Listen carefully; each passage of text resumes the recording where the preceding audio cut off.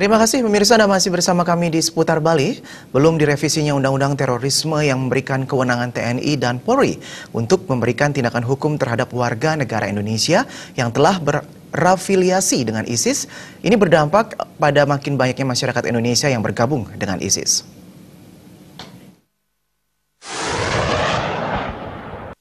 Adanya dugaan keberadaan 50 orang di Bali yang merupakan anggota ISIS tentu saja sangat meresahkan warga Bali. Namun hingga saat ini, TNI dan Polri hanya bisa melakukan pengawasan secara terus-menerus terhadap ke-50 orang yang diduga berafiliasi dengan ISIS.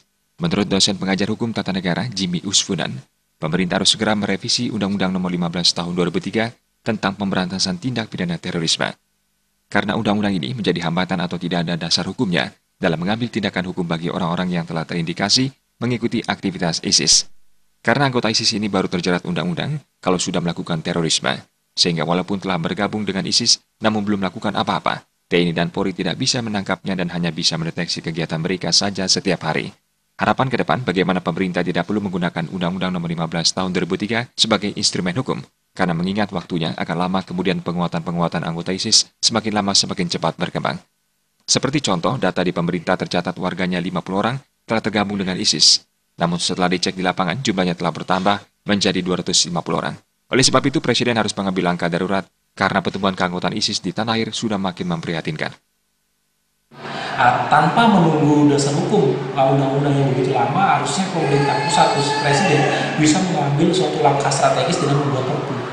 Dengan Perpu ini, kenapa kegentingan memaksanya itu kenapa Perpu ini bisa dilakukan? Karena adanya kegentingan memaksa dengan banyaknya WNI yang sudah terafiliasi dengan ISIS, gerakan ISIS.